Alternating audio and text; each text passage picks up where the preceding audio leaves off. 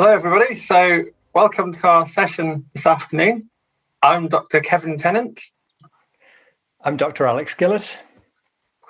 I'm a senior lecturer here in the York Management School. Yeah, me too. I'm also a senior lecturer in the York Management School, and I do quite a bit of research on football with Kevin, and we've done a book together about the 1966 World Cup, amongst lots of other interesting stuff.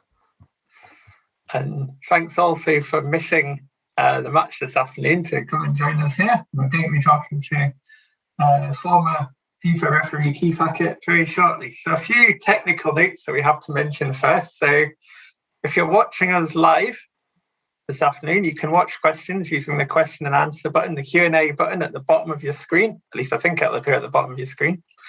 And this will be available throughout the event, so questions can be asked at any time. If you have any problems like your Wi-Fi goes off or anything like that, so if you get a loss of Wi-Fi, you can rejoin the event. Just use the original link that you were sent from the festival. Also, please remember that today's event is being recorded, so you'll be able to watch it again. There are also subtitles available, so you can turn these on or off using the CC Live transcript button at the bottom on your screen. So Keith was a FIFA referee from 1981 to 1991, and he refereed the 100th FA Cup final. He's also the former boss of Professional Match Game Officials Limited. He was a UEFA referee expert, and he's also been the author of the You're the Ref books. And he began refereeing in local leagues in the Sheffield area in 1960. So he has a whole long run of experience, really, of refereeing these. Yeah. So we're interested in this. Alex and I are interested in this because we started by looking actually at the history of individual football clubs, and then we moved towards looking at big events. And then we started to realize as we spent more time through the years looking at the organizations behind football, we actually realized that we didn't really know as much about football as we thought we knew about football as football fans. We realized that there was a whole kind of superstructure, if you like, of football that had evolved over time. So we started to learn more about the significance of referees, who are the people that we don't necessarily tend to watch until something goes wrong in a game. So we thought about them and the significance as kind of key figures, and we found that they had helped the sport to evolve. And another interesting fact that we're going to bring out this afternoon really is the importance of our region, Yorkshire, to the formation of football, to its early rules, to its administration, particularly in the Sheffield area, but in Yorkshire more widely as well. And Keith is also very interested in this and will introduce us to this idea of Yorkshire as a kind of home of football. So a little bit about Keith and his kind of on the pitch career. As I said, he had a long career from the 1960s right through till the 1990s as a referee. So he began as a linesman in 1972 and he moved up to refereeing in 1976, aged just 32, which is relatively young for refereeing. He was a senior linesman in the 1979 final and a referee in the 1981 FA Cup final, Spurs v Man City. In 1981, he also refereed in the NASL, the North American Soccer League, which was starting to emerge at that time. He also refereed the 1984 Charity Shield, the 86 League Cup final, and also refereed the first match of the European Championships in 1988 as well, which brings us to some kind of relevance to today. And he also says that his most challenging game was probably the 21-man brawl between Arsenal and Man United in 1990 and 91. So off the pitch, we've heard about what Keith did on the field as a referee, but part of his role has also been around the sort of administration and management of football, not as a football manager, but as in terms of the sort of the governance and the rules of the game. So he's been highly influential in the move towards referees from amateur to professional status, which was a particular area of interest for us, being from the management school. And he served as the general manager of Professional Match Games Officials Limited. He also, many of us were first introduced to Keith, I think, through the Shoot magazine and the Ref book series that was illustrated by Paul Trevelyan, who's also done the Walk of Fame things at the National Football Museum in Manchester, and his imagery is very striking and individual. You'll know it if you see it. In early 2007, Keith also produced the Referee Academy DVD-ROM that was used in training of match officials with Trevelyan, and with sanction from the Football Association, the Football League and the Premier League to do that. And during the 07-08 season, he also wrote regularly in the Matchday programme of Crystal Palace, and now writes on the courtoffside.com website. And as we've discovered, he's very active on Twitter, where you can follow his views and commentary on a lot of decisions around football that's happening right now. And people interact with him, and he's always gives his honest feelings about decisions which have been made, of the rules of the game, the way it's officiated and played. Okay, so without further ado, I would like to introduce Keith and hand over to him so that he may present his really interesting slides and tell us about his career and his reflections on all things refereeing and, as we'll discover, Yorkshire football. Thank you. I'm delighted to be given this opportunity to talk about refereeing, and it's already been mentioned that Yorkshire and particularly Sheffield is the home of football.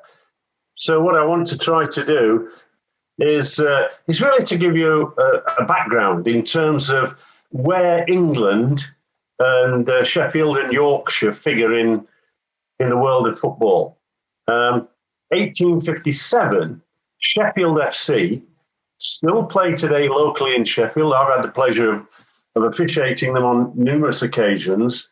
They're the oldest football club in the world. It's an amateur team, been going since 1857.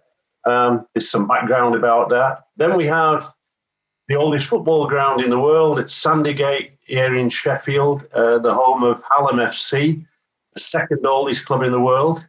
And to give you a timeline, and the reason I set this slide is you can see that the Football Association was formed afterwards in 1863. And then in 1886, because the game itself was spreading around Europe and rest of the world, it was decided that the laws, if you like, they were called rules then, would be handed over to a body, the International Football Association Board. And you can see as you move along, the Football League, again, was formed some years later in 1988. So, in its informative years, football was played in some universities. Harrow had a particular game, and those sort of things evolved from rugby, where these couple of guys had this idea: let's stop handling the ball, let's in fact start to play with the feet. The only problem at that time was you could kick anyone, and that was allowed, and it was a pretty rough game. We can talk about the earliest recorded game, and it was here in Sheffield, a suburb of Sheffield, where it's recorded that Sheffield played against Norton, again another part of Sheffield. And this is really the beginnings of the game, and you can see that goes back to 1793. If you go into China, China will say they had a similar sort of sport, but it was not known as football at that time. And that early game, I put that line in because it was amusing. It said that they were lucky that they only had slightly wounded players. No one actually got killed. So here's the original rules. Believe it or not, the original document, and this is a copy of it, was purchased some years ago from Sheffield FC for around about £750,000. Very limited in terms of the law. I'm not going to read it out, but that's the document from which the foundation of our game evolved. So we can talk about the oldest football ground. I've already mentioned it. It's still in existence. So if you're ever in the Sheffield area, you can go to Sandygate Road near Crosspool, and you can actually take a look at the pitch. It's not a flat pitch, by the way. I've refereed on this game, on this field, on numerous occasions throughout my career. It's always challenging physically because it seems like it's at 60 degrees when in fact I think it's probably about 10 to 20 degrees off level. So you can see it's there. And again, the first game between Sheffield FC and Hallam took place on Boxing Day. And that was continued for a number of years. And I was a fairly regular referee of that particular game here in Sheffield. The Football Association was formed in 1863. Again, background information. To some degree, I think because it calls itself the Football Association, that works now against other federations around the world. And quite often, you know, I've been out into Asia, into South America, and whilst they appreciate and acknowledge our history in the game, they don't particularly want us to be seen as the people who own it. You know, they see it as a shared game played for enjoyment and professionally around the world. So the IFAB, it's still in existence. You know, often people will in the media say, well, why don't the FA do this? Why don't the FA change this law? Why don't we make a change within the game itself?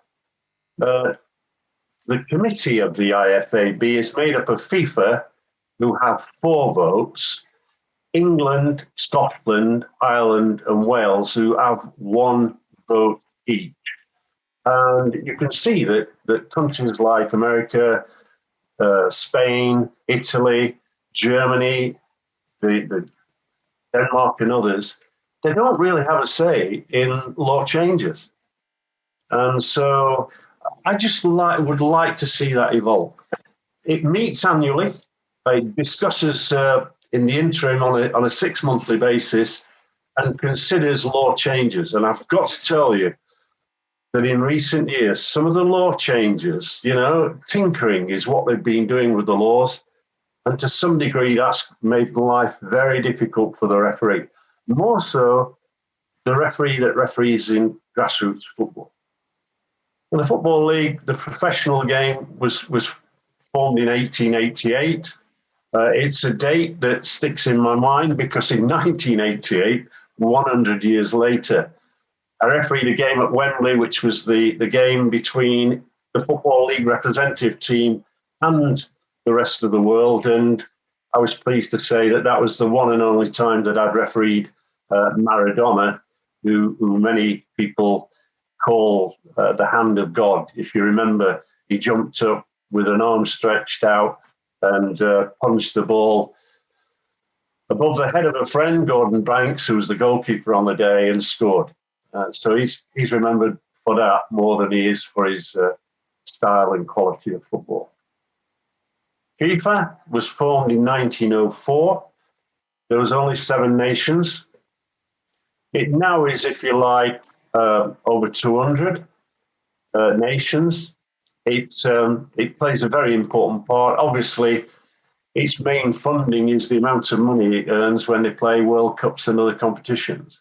But it now has, if you like, with its position on IFAB, its standing in the world, it has a huge responsibility and spends a good amount of its time promoting the game in various regions around the world. So, you know, sometimes it looks at what we're doing in the English Premier League and will either reject or accept. I can tell you, jumping the gun a bit, some years ago I was watching a game, Manchester United versus Tottenham Hotspur.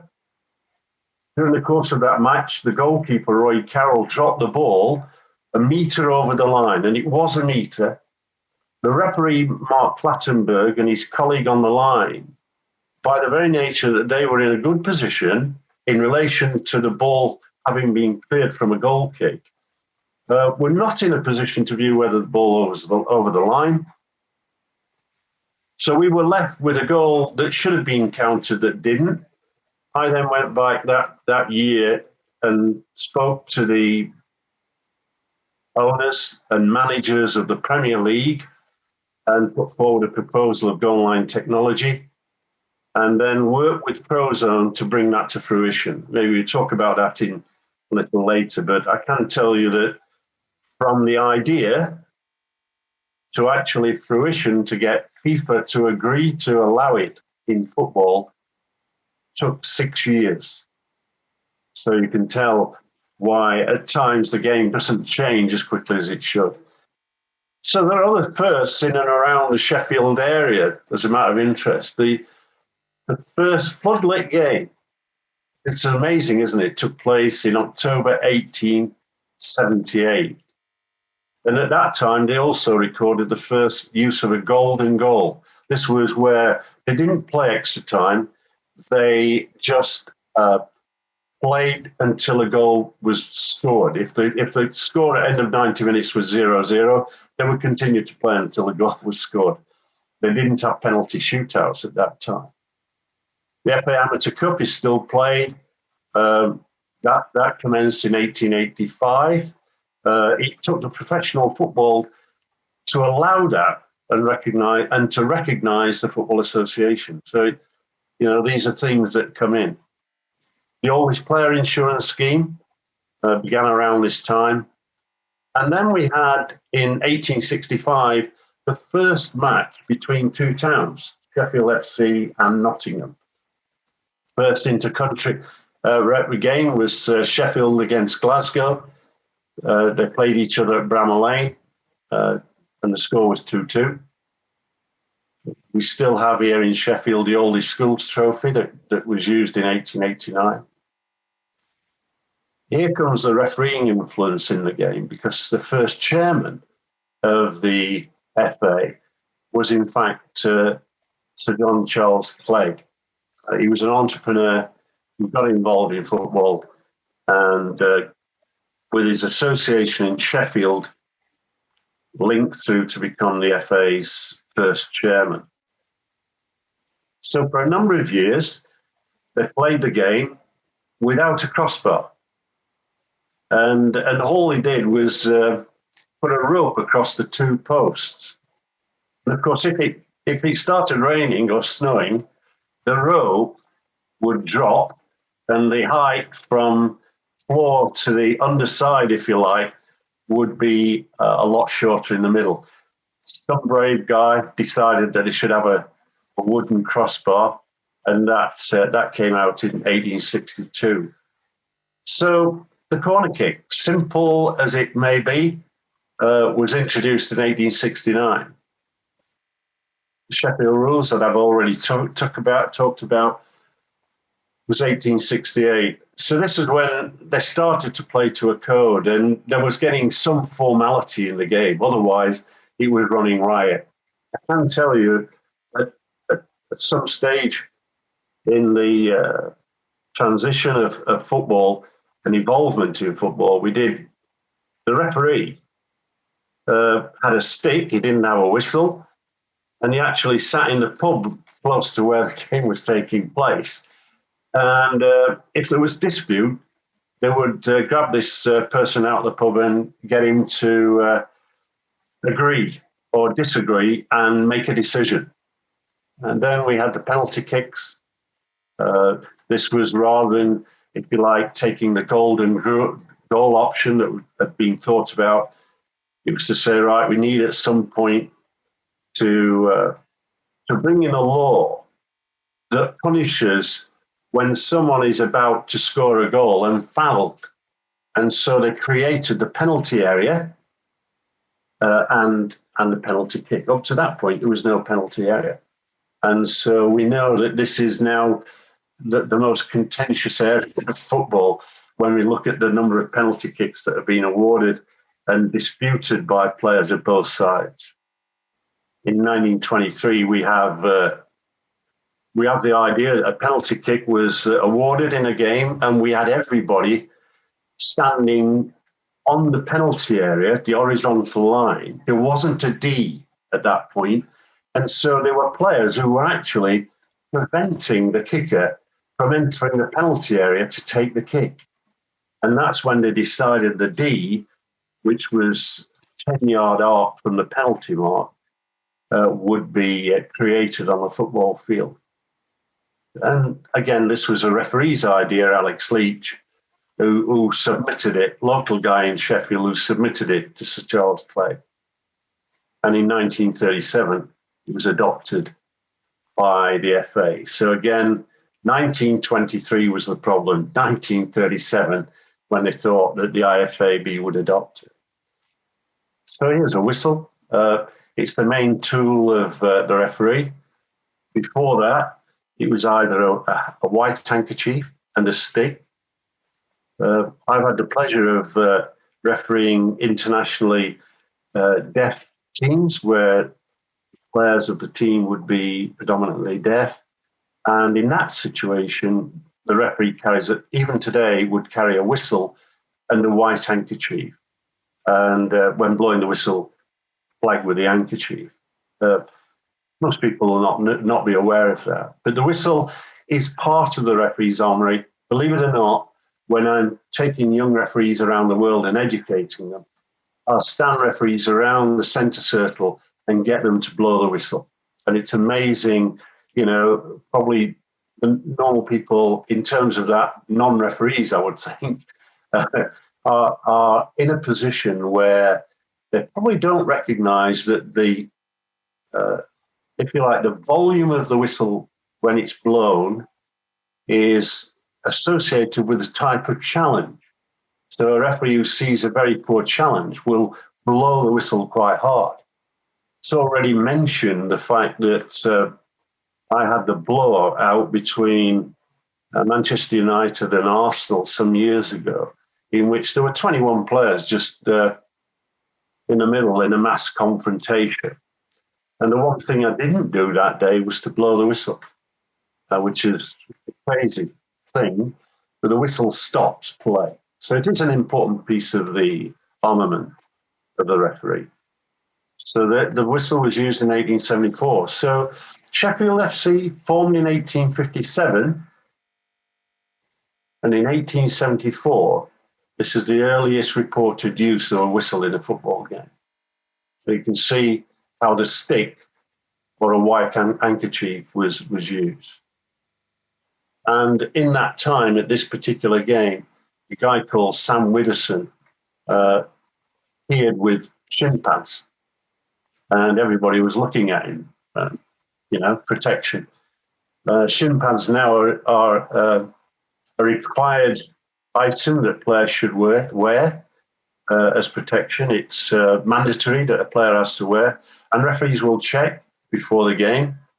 I wonder about one or two current England players, because you see them wearing very small pads, and it's sort of squeezing the law as far as I'm concerned. So here was the first radio broadcast in 1927. And what happened was through the newspapers, they printed in the newspapers an area of the pitch. So they took the pitch, marked it into sections, horizontally and vertically, and give them a reference, A1, B1, C1, whatever. And the consequence of that was that the commentator would say, the ball is in A1. There's a foul in B1. And this is how they first started reporting on the radio of football. Up to the area, this is a picture that I've pulled out to show you. You can see how equipment has changed, because that's a whole new story in terms of the development of football. You now see the weights of shirts being minuscule, how they can exhaust from the body sweat, whereas some of the garments that the players wore at that time were woolen, thick, heavy, and when it rained, it got dramatically heavier. The ball itself was leather. I can remember in 1960 playing with a leather ball that had a bladder in it and was tied in a small section. We would have to inspect that for the safety of players. The boots, of course, had studs, and studs were made of leather, usually with 3 nails holding each stud in. And you get a player who didn't look after his equipment. Again, as referees, in those early days, we would inspect the boots to make certain that players' equipment wasn't going to damage. I don't think that it got me as a referee in those days because I would refrain from wearing that type of attire. The referee with collar and tie, looking fairly formal. So a friend of mine, the late Kenneth Aston, he was an international referee, school teacher by profession. And in 1966 at Wembley, if anybody wants to look at the game involving Argentina, Ratin, the Argentinian, was given his marching orders, which was a point towards the dressing room in those days. And you know, as a referee, I started my career in 1960, so I operated for a number of years without any thought of a red and yellow card. But during this game at Wembley in the World Cup, there was great difficulty getting Ratin off the pitch. And Ken Aston at that time was the FIFA guy responsible and walked onto the field and recognised that obviously Argentinian and English, there was a language problem. And a few years later, he was driving in his car to school, stopped at a traffic light, and at that point had this wonderful idea of red and yellow cards. He's red, amber, green, and he went, that's it, and put that proposal to the FIFA, and FIFA adopted it. We see that now as a regular occurrence. As mentioned, I've been involved with You Are the Ref since 1981. I did the 1981 FA Cup final. I was approached by Trevelyan, the artist. You can see by his piece of art on Trevelyan how good an artist he is. But he was also given by Disney a title of the Master of Movement. Because if you look at that clip of the ball being passed back to the goalkeeper, there's movement in that piece of art. And there's movement in that challenge.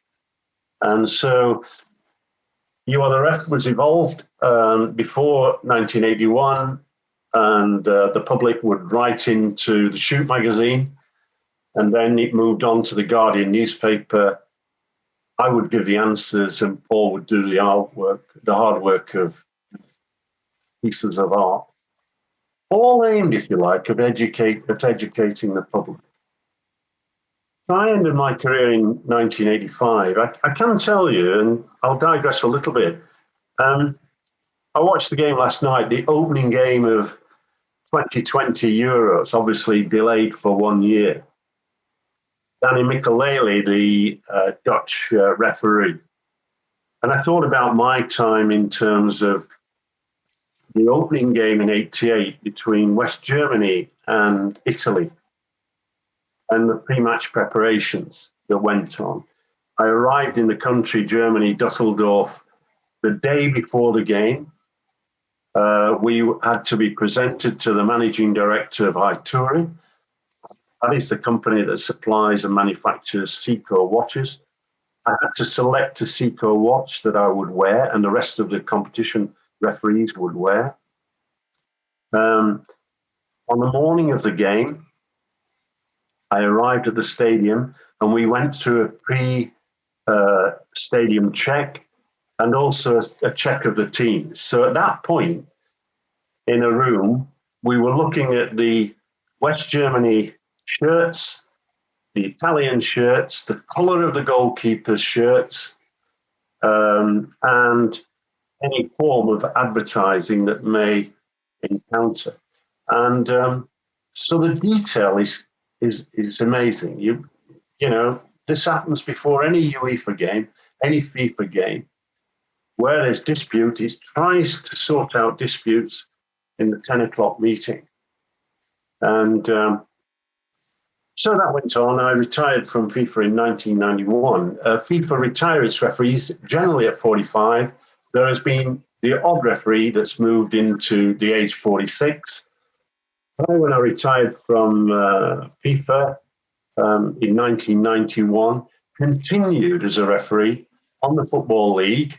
And then, of course, in 2001, the Professional Game Match Officials Limited was formed. And I put forward the proposals to the Premier League, and we determined that the basic salary would be $45,000. We had a number of people like Howard Webb, who was a policeman by profession. We had some school teachers like David Ellery, and we had to overcome the problem of their, if you like, pension arrangements in order to get them to switch to professional. And we overcame that by agreeing that if they could work for 20 hours a week during the period of football season. And therefore, in the closed season, go back to either policing or education. In a way, the formation of the PGMOL was a catalyst for change around the world in refereeing. I was the development manager, so I brought into the system sports science. At that stage, I, as a referee, would go out and train. Fred Smith, the referee up the road, would do his own training. Some wouldn't train at all. And so that might surprise you. The game was getting quicker, and as a result, we needed a sports scientist. And yet we were only meeting every 2 weeks for 3 days. So we weren't meeting like a football team every day of the week. So I introduced polar heart monitors, and what polar heart monitors allowed me to do was that the referees in their own would be given the scheme, if you like, of what they were expected to do training-wise that particular day. After having completed it, they would then download that information onto the laptop and email that to the sports scientist, who would then monitor the recovery time, the distances covered in various other scenarios. Sports psychologist, we used Professor Craig Mahoney, an Australian. I think he's now the Chancellor of the Northwest Scotland University. And it was on the basis that as the boss of the PGMOL, which I'd become, I wouldn't attend those meetings because they wanted, if you like, confidentiality, referees to be open, to discuss the problems.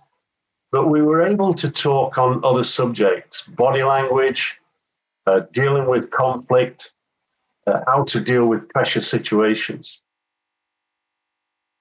A vision scientist might surprise you.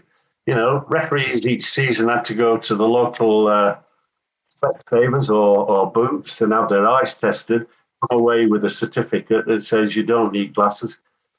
And that would be handed to us. But I brought a vision scientist in on the basis that I wanted to look at their peripheral vision, their depth of vision, their reaction times, in order to look at certain exercises that could be done to improve their performances. Nutritionist is pretty straightforward. Looking at one or two referees at this moment in time, I'm not so sure that they actually continue to uphold that scheme. But certainly there's no doubts that nutrition in any sport is vital. And we started to have and create a lifestyle change with the sports science, with the sports psychologist, and with the nutritionist working together, advising referee. I wanted also to bring in the communication and any sort of equipment that might help in relation to improvement in performance. the first thing we did was a buzzer flag. The referee would in fact wear a push button, and the assistant referees would press the button on their flags, and that would send a signal, a vibration to the referee. As a result, that was the means of contact improvement. I brought in communication kits. I went to look carefully at how rugby was operating, and the consequence of that was to introduce communication kits. Those are now standard around the world. And so I just want to give you a flavour in terms of how we developed our referees. So we work with a Leeds-based company called Prozone, who's now, they've actually been acquired by Stats, which is probably the world's largest statistical analysis company in terms of sports and soccer.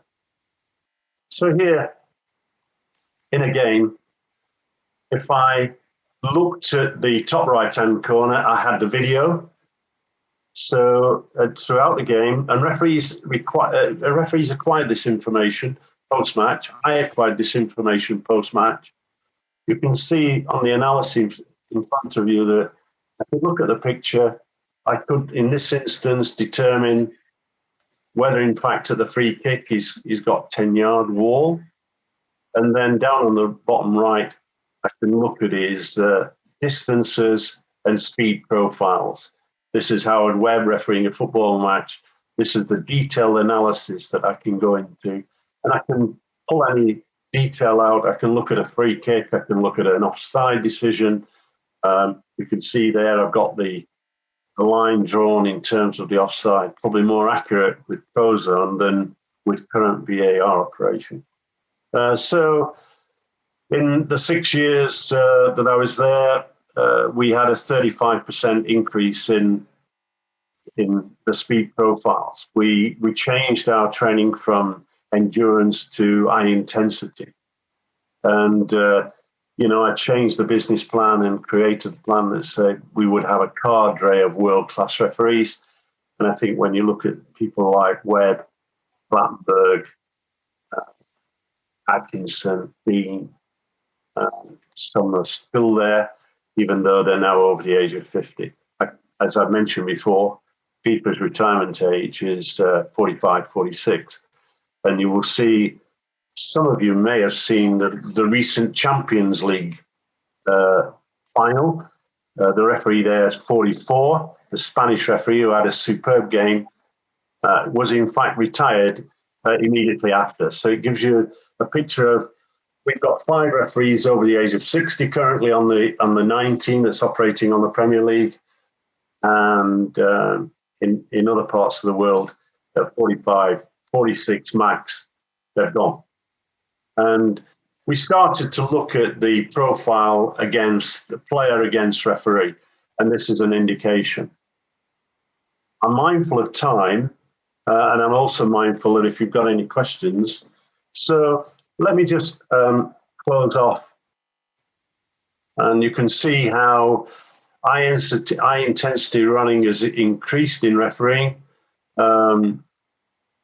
When we talk about high intensity sprints, we're actually talking that players running, measurement is at 7 meters per second. And you can see how we gained improvements in that area. How I achieved that was to bring in a qualified athletic coach, a sprint coach, to change from endurance to high intensity sprint. Number of sprints. So here, we started to put the camera on the match referees. We looked at their running style, we looked at their body language, and we were able to look at their proximity to play. And this was all aids, if you like, to coaching referees to improve performance. So again, we were able to look at how is posture and body style, shape, positioning. We're shaped here at the corner kicks, getting the vision. The process of a referee is to be able to, first of all, see, to recognize, to think, and then act. That's the 4 components. And I've examined thousands of games, thousands of referees' performances, and where there is a shortfall in the quality of the decision, it's because the referee failed to see. And therefore, if he's not fit, mobile, and creating, if you like, cognitive skills to move into good positions, there's a shortfall in performance. The goal line technology I've touched about. We've only had one game where it failed, and that's because the operator failed to switch the buttons on. As simple as that. But it works. We talked about in the development stages about cameras in goals. I can tell you that no goal post in the English Premier League is vertical and parallel with each other. So the consequence, putting cameras in goal posts was not an option. So this is the 2020 Championships that's taking place at the moment. There's 18 referees selected. We have 2 from England, Taylor and Oliver. 22 VA operators. We have 3, Stuart Atwell, Lee Betts and Chris Kavanagh. The new laws of the game, which effectively come into operation July the 1st, will in fact be operating as they are now. And really, the only major change that we're going to see, there's 2 really. The major change is on handball. Last season, if a winger, if you like, in possession of the ball, handled it accidentally, crossed it to his colleague in the penalty area who went on to score, that in fact would be disallowed on the fact that the winger has accidentally handled. This season, in that scenario, the accidental handball by the forward out on the wing would not be punished. It just applies now to the person who's scoring a goal. So if the forward accidentally handles the ball and it scores immediately, it's no goal. On offside, what the IFAB have done is, and what UEFA have done, is they will make the lines thicker than those that are used on the Premier League, and we won't see how they come to it. We will only see the outcome.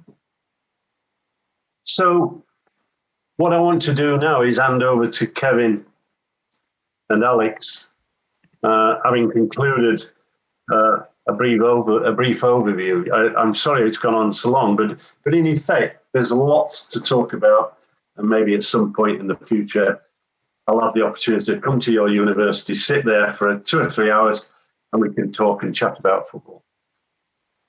Thank you. Thanks, Keith.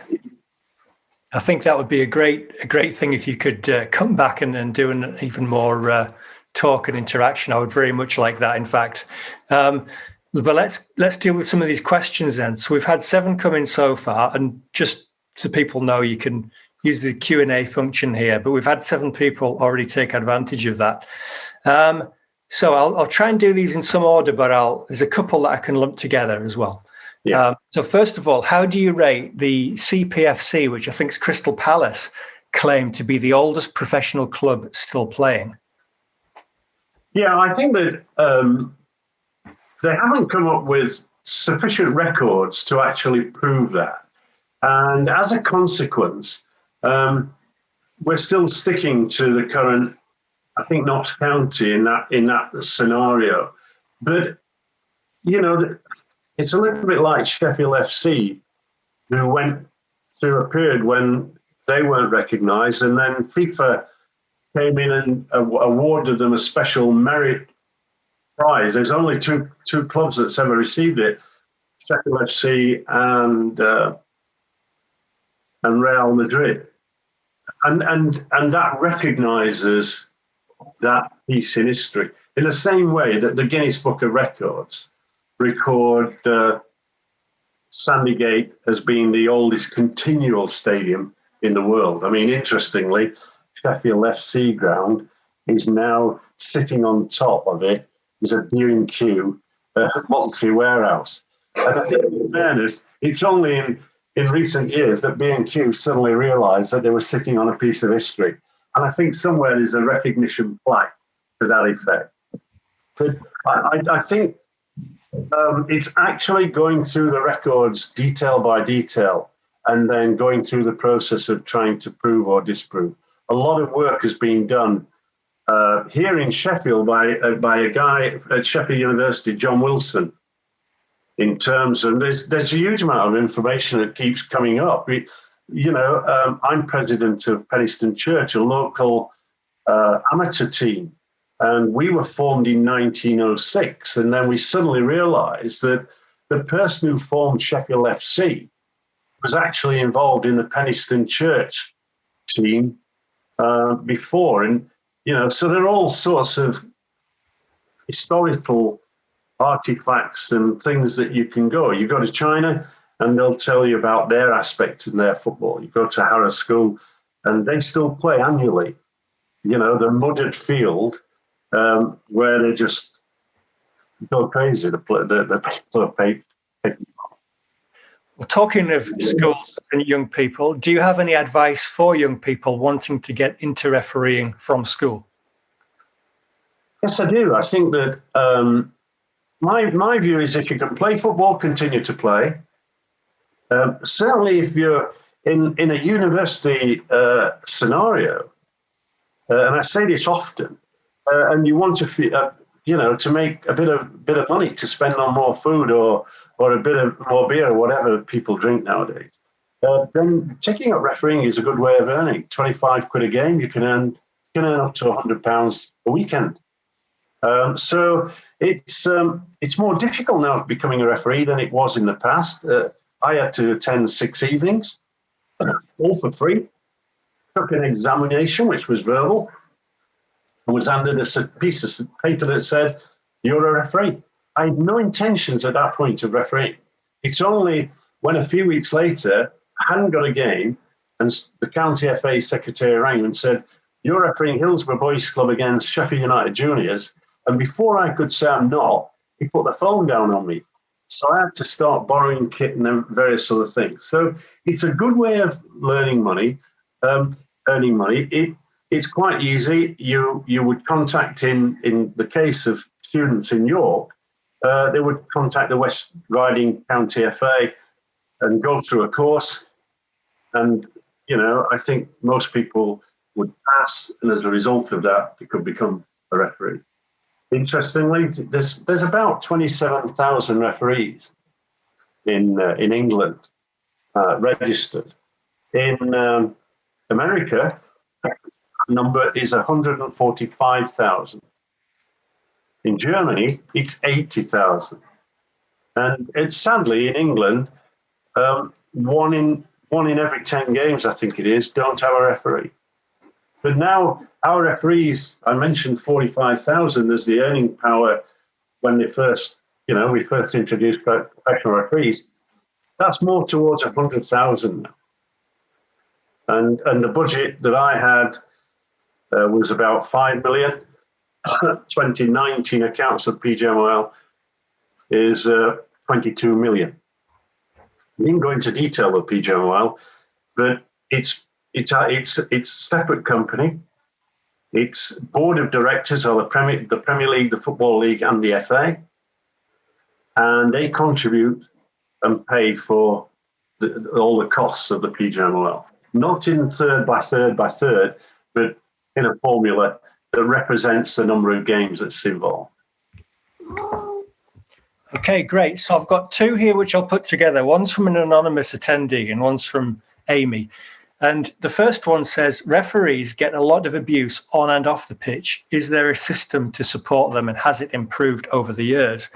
The second question says, referees make mistakes as we all do, but not many of us have thousands or even millions of people watching us and shouting when we do so. How do you deal with the pressure and with the aftermath of making an error? Maybe we could deal with those 2 questions together. Yeah, I think that in terms of support, the first point is, how can you educate and coach a referee in how to deal with conflict? That's the first point. And I do think at times we are throwing young referees out onto the football field, whatever gender, and not actually giving them an ideal working environment practice, i.e. how to deal with conflict, how to improve their own body language, the calming influences that can come in, a quiet word, and the step process of management. So I think on that side, but you are in effect an employee of the Football Association. The Football Association has a responsibility to protect its referees. So fortunately, physical assaults on referees are rare, but they do happen. In that case, my advice to that young referee or that referee is to get the FA at the first point, issue the written report to the FA, but the next point of call as you're leaving that pitch is to get changed and go to the local police station and report a common assault and let the police deal with it. So that's that aspect of it. I think in terms of, what was the second question, please? The second part of it.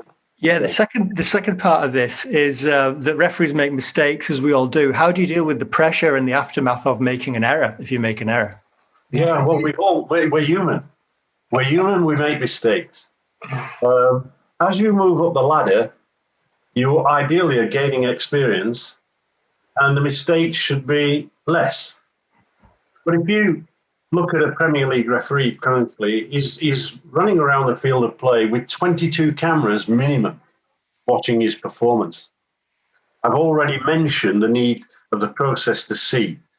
And when we examine referees' decisions, invariably they've not been in the right position.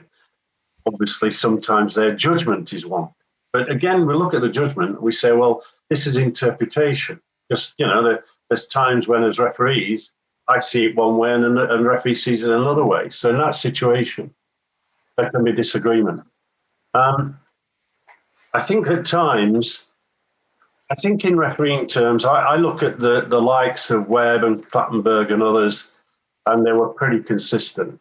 In my time with the Premier League, we probably made one in every 10 games.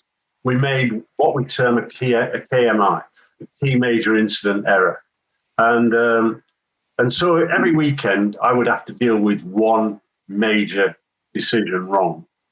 What we're seeing now is we're seeing more than that every weekend in the season, and we've seen the disastrous introduction of VAR into the game in England. I make no excuses. The Premier League at the forefront of introducing communication kits, at the forefront, and I talk about the PGMOL as well, forefront of introducing goal line technology. We introduced goal line technology. It operated once we got to camera speeds of 500 frames per second, 7 cameras around each goal, going through a piece of software that didn't involve the human element, and we got an accurate call. When we look at offsides with VAR in England, currently we're operating on camera speeds at 50 frames per second. And the camera, the toe offside is a nonsense. So that's not helping the referee, but that's down to the management of PGO to say, we're not accepting that. We want a better system. So 1 year behind other leagues, we introduced VAR. Then in its first year of operation, we say we're going to use the pitch side monitor sparingly. What that has done is it's reduced the power base of the referee. We've seen referees get lazy. Let me give you an example. So you're a tightrope walker and you've no safety net. And there you are balancing, you might have a pole, and below you is 200 or 300 feet. You know, if you come off that rope, you're going to die. I tell you that I'm not a tightrope walker, but your concentration's fixed. In the way that if you're refereeing a big game, that's exactly the same. You don't want to make an error. You're concentrating, your awareness is high, and the perception of what's going on around you is simply buzzing. Now introduce a safety net to that tightrope walker. He's blasé. He knows that if he falls off the line, that piece of rope, he can fall into a safety net. He's not going to be killed. You've introduced the same sort of system for a referee. It doesn't matter whether I make a mistake now. The VAR will pull me out of the mire. And what we've done is we've given the VAR too much power. We should always say, as they are doing in other countries, if you are going to change a decision to correct it, as VAR is expected to, you need to see the screen. You need to be looking at the monitor. You need to take ownership. The MLS, who have been operating it 1 year longer, 1 in 3 games, the VAR intervenes. And, if we take the technical aspect of last night, we saw, in those of us who were watching Turkey, we saw the VAR in operation. The VAR didn't come in. Let me tell you that it didn't result in a goal, and that's probably why he didn't come in. But there was a huge error by the assistant referee last night. He flagged a player offside from a corner kick. That's completely and utterly against the laws of the game. So you can see, the whole aspect of it is what's the experience of the individual? I can tell you that teams watch very closely. In simple terms, it's this. This has not been arrogant, this has been confident. When you make a decision, in your own mind, you're right. And you stick with it. If sometime seconds later you think there's a mistake, forget it. You can't rectify it, park it and move on. And learn from that piece of experience. And that's what refereeing is about, always learning. And quite often we learn by mistakes that we make. Great. I'm going to do a couple of quick fire questions now because we're running to the right to the time. So, firstly, have you ever accidentally scored during a game? I've gone very close. In reality, I was refereeing a game, Freshfield versus Stocksbridge Park Steels. Both teams continued to play amateur football. And I took up a wonderful position inside the penalty area. The ball struck me. The goalkeeper was going to make a great save. He was well behind it. It was going to be an easy save. But the ball hit me, deflected to the right, and the centre forward of Stocksbridge Steels just passed the ball into the back of the net. It was really one of the most embarrassing moments in my career. And I was not forgiven for that for some years. Every time, although Stocksbridge works were on the winning side of that, and it did affect the result, they would always smile about it. It would, you'd be in the dressing room, the guy would come in, what's your fee today, 7 and 6pence or whatever it was, and he'd go, you're the referee at Freshfield that scored our goal, one of the best goals of the season. So yes, it does. Now, of course, subtle change in the law where the ball strikes the referee. In that sense, the goal would be disallowed. I'll ask one more. There's a couple we didn't get to answer here, but maybe we can put those. Me and Kevin have got a blog, soccermadboffins.com, and I wonder if we could maybe deal with a couple of those on there to finish up with. So I'll just do this last one to do live here. Is there a particular referee that you felt inspired by and why? Yeah, I think two really. I was inspired by Pierre Luigi Collina. I'd finished refereeing, believe it, but I hadn't. I'd met Collina. He was a fourth official at one of my games, and his depth of thinking was way beyond mine. He was telling me which players were playing in what positions, what foot they were kicking with. I couldn't believe the amount of detail he got in his preparation. I always admired him as a referee. When we get into the areas of body language, remembering that body language plays a big part in refereeing, the eyes were part of his whole perception in relation to how he dealt with players. He showed his anger sometimes, which is probably not the right course of action, to remain calm. He was mobile. And so when I took over the PGMOL, he became the referee that I'd benchmark the PGMOL referees against. What was his distances? What were his speed profiles? How many decisions were he making? And what was his accuracy levels? But I go back to my very first years on the Football League when I ran the line for Jack Taylor. And Jack Taylor was the World Cup final referee in 1970, where all the peripheral sort of introductions, music, bands, and everything had taken place. They were clearing the pitch. He wouldn't start the game. We were down to a time frame, and he stood and watched. Didn't kick off. And the reason he didn't kick off was the the corner flags had not been positioned. So here it was, the biggest game that he would ever referee, the biggest game in the world, the World Cup final. And he delayed the kickoff on the basis that corner flags, which is part of the laws of the game. And, he came to our conferences. He was a very quiet guy. He was a butcher by profession, an outstanding referee, and a good communicator. Excellent. Thanks very much, Keith. It's been a really great talk. Now, this has been recorded live, and I believe the Festival of Ideas are going to put it up there for people to view afterwards as well. And I believe the question and answers we've just done will be included in that.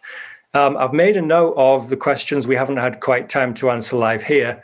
And just to be fair to everyone, I'm going to try then, if Keith has time to help us with this, we'll post them on our blog, and you can type some answers out and we'll put them there. So it's soccermadboffins.blogspot.com or something, but I'll if you type in Soccer Mad Boffins as one word, people can find it. And I'll try and get a link to that, put it by the university on it as well.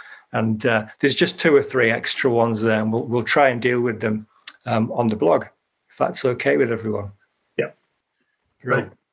Okay, so I'd like to thank Keith very much. Obviously, if this was in York, we would actually have a round of applause. So I think this is more. But I'd like to thank Keith very much for taking the time in a beautiful afternoon, also when actual matches are going on, to come and speak to us.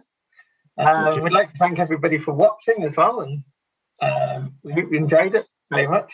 So as Alex says, the recording will be available on the festival YouTube channel, and that will be accessible from the festival website under Watch Again after the 20th of June. Okay, so you'll be contacted by email when that video is available to view if you want to watch it again. And we hope that you'll continue to be engaged by the Festival of Ideas, which is still going on this week. So you can check the website, yorkfestivalofideas.com, for full details of all the events in the festival programme.